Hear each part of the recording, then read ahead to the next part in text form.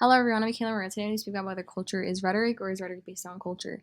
I'm first going to be going into culture being rhetorical based on the erasure of African ancestry and the Dominican Republic and culture. So I'm going to be first going into,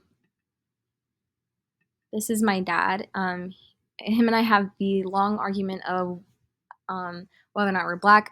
I say we're black, my aunt say we're black, but he's the only one in his siblings who say they're not black. And I'm just so confused on why he's the only one who says this. And it's shown in this graph here that although 71% of Dominicans are categorized as black, only 8% of Dominicans actually identify as black, me being one of them. So, despite us knowing that there was a point when the Dominican Republic was over 98% made of enslaved people back in the 1700s, there's still a denial on whether we're black or not. My dad is from Santo Domingo, but his family's from Bonao, right underneath in between the title. This is where a majority of the last of the enslaved people were pushed to, aside from Haiti, after their fight for independence in the 1800s. So here is my grandfather in the 80s with his afro. He's proud. He's happy. This is how he walks around. This is my dad and aunt. My grandfather is the originator of the where my dad got this ideology, since he's a really heavy advocate in not considering himself black as well. This is like that's something that has been going on for generations. Here's my dad with my great grandmother, and this is a conversation that is not mentioned or brought up um, because of the fact that being black is such a taboo thing in the Dominican Republic. There's literally activists fighting the Dominican Republic to go against this ideology that is spread on. And on the flip side, I'm going to be speaking into my mom's family and how they refuse to acknowledge their whiteness and how taboo of a thing it is for them to consider themselves white and within their culture. So here's my mom and her family. They're from Argentina, and both of my grandparents' parents are from Italy, specifically Lombardy, Italy. It is um, part of northern Italy. It is quite close to the um, city of the country of Austria. My apologies.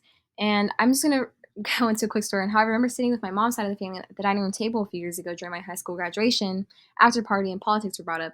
This was at the height of the Trump versus Biden election, and the topic was of white privilege and how no one in our family had it. And I kind of made a smart comment on how they already had it, since at the time it was a bit of a sensitive subject to me due to the Black Lives Matter protests going on and the lack of care they had originally towards that. It caused a bit of issue since they themselves said Italians are not white or considered white. And I acknowledge that some Italians are not obviously white and have different ancestry due to the slave trade, but it caused a huge argument. Right here that right under that white dot is in the dark blue area is where Rosario, Argentina is, where my mom is from, and as you can see, 90 to 100% of them are of European descendants, and we already know, and my mom's side of the family, where specifically we're from, so it's no argument there. So I just think that to summarize, what I'm trying to say is when it comes to culture being rhetorical is when those of the cultural identity we're speaking of themselves can just rewrite the historical knowledge despite having physical records of the history, whether that be due to racism or ignorance in the cases that I'm referring to, and then therefore that culture can be considered rhetorical. So right now I'm going to go into on why I believe that rhetoric is based on culture. So when you look at the Argentinian flag, many people obviously think of Lionel Messi, our um, soccer team or football team in Argentina.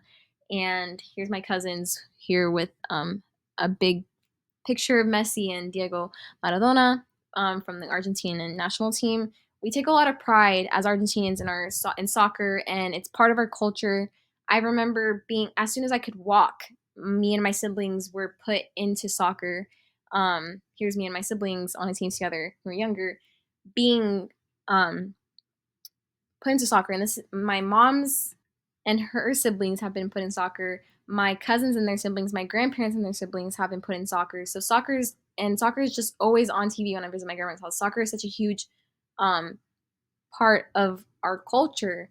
And here's my uncle. He has this tattoo on his calf of his favorite um, player. And I remember being in, I think about my junior year of high school. I had wanted to quit. It was just a really tough year for me. I couldn't keep up with my classwork and I just wanted to quit. And I remember this being such a huge argument with my mom because her only excuse to me was, this is my culture and playing soccer is something that I have to do, and it's tradition.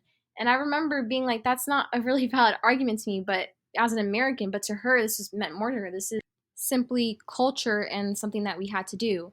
So I didn't end up quitting just because of that. And she was very persuasive in that um, way.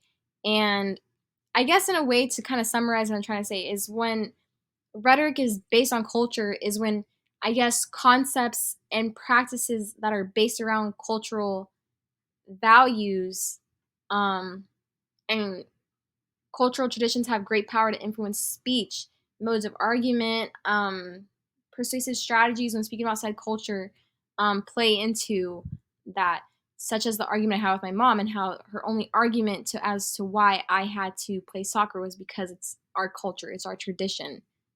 That's it. So I want to thank everyone for watching and listening, and I hope I